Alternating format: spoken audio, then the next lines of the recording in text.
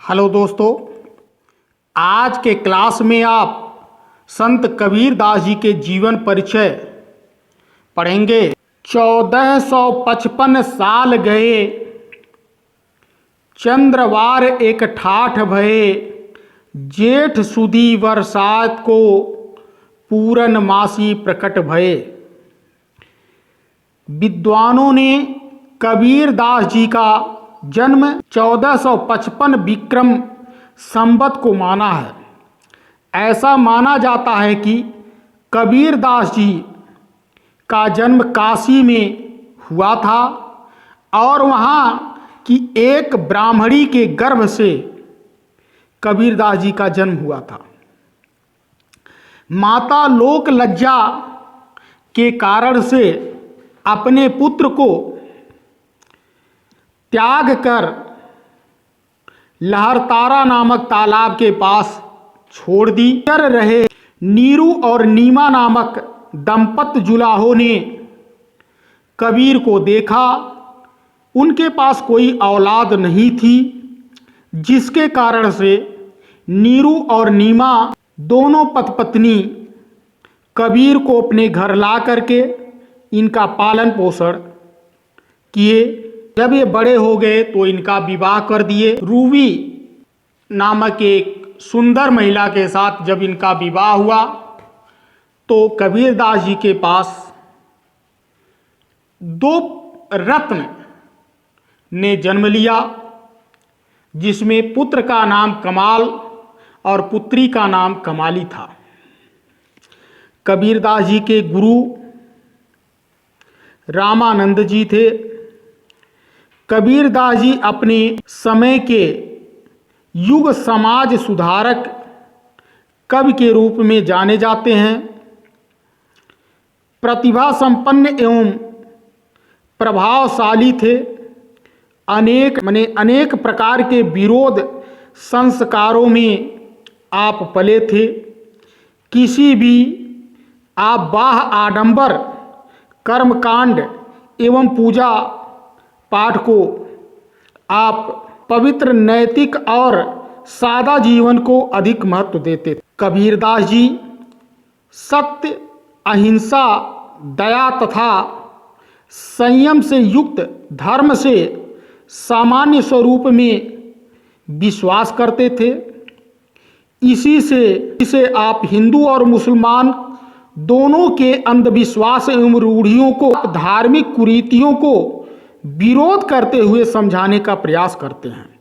जैसे पंडित बात बदनते झूठा, राम कहाँ दुनिया गति पावे, खाड़ कहाँ मुँह मीठा, पावक कहाँ पाव जे दाधै, जल कही तृष्ण बुझाई, भोजन कहाँ भूस जे भाजै, तो सब कोई तिर जाई, नर के साथ सुआ हरि बोले, हरि प्रताप न जाड़े, जो कबहू उड़ जाई जंगल में, बहुर न सुरत आड़े, साची प्रीति विषम मायासु, हरि भक्तन सुहासी, कहे कबीर प्रेम नहीं उपजै, बाध्यो जमपुर जासी। इस प्रकार से हिंदुओं को कबीरदास जी समझाते हुए कहते हैं, तो मुसलमानों को भी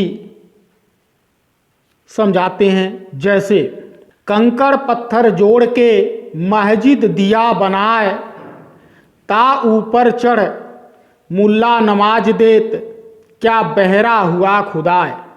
कबीर निर्गुण एवं निराकार ईश्वर के उपासक थे। इनके अनुसार ज्ञान और योग की साधना से ही उस महान शक्ति की साक्षात्कार संभव था। कबीर दास जी स्वयं को जीव रूप में अर्थात पत्नी मानकर और भगवान को अपना पति मानकर कहते हैं, दूल्हन गावहु मंगल चार, हम घर आए हो राजा राम भतार, तन रति कर मैं मन रति करिहूँ, पंच तत्व बराती, राम देव मोर पाहुन आई हैं, मैं जोगन मदमाती, शरीर सरोवर बेदी करिहूँ, ब्रह्मा वेदी उचार, रामदेव संग बावर लेहूँ, धनि धनि भाग्य हमार, सुर 33 कौटिक आए मुनिवर सहस 88, कह कबीर हमें ब्याह चले हैं पुरुष एक अविनाशी। इस प्रकार से कबीरदास जी अपने जीवात्मा को पत्नी मानकर और ईश्वर को परम ब्रह्म मानकर कहते हैं, और प्रेम के संयोग और वियोग दोनों पक्षों की सुंदर एवं मार्मिक वंदना किया है। आप हठ योग साधना की भी वर्णन किए, इंडा पिंगला ससमना कुंडली चक्र आदि।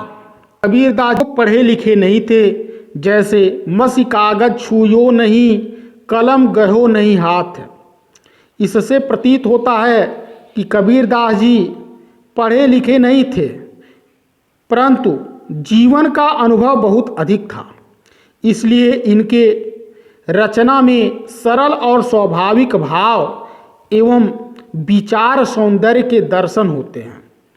भाषा के दृश्य अगर देखा जाए तो कबीर की भाषा में पंजाबी, राजस्थानी और अवधी आदि अनेक पार्टी भाषाओं का पंचमेल खिचड़ी मिलता है। कबीरदास जी अलंकृत भाषा को छोड़कर लोक भाषा, हठ योग और रहस्यवाद तथा चमत्कार का वर्णन करते। कबीरदास जी की रचना में बीजक, कबीर ग्रंथावली, कबीर वचनावली संग्रहित है। कबीर के काव्य का सर्वाधिक महत्व धार्मिक एवं सामाजिक एकता और भक्ति का संदेश देने में है, जिससे समाज को नवीन चेतना, नूतन जीवन दर्शन, संदेश, चरित्र, जीवन वह बाह्य आडंबर से रहित सहज भक्ति का संदेश था। कबीरदास जी की मृत्यु मगहर में सन 1551 ईस्वी में अधिकतर विद्वान मानते हैं।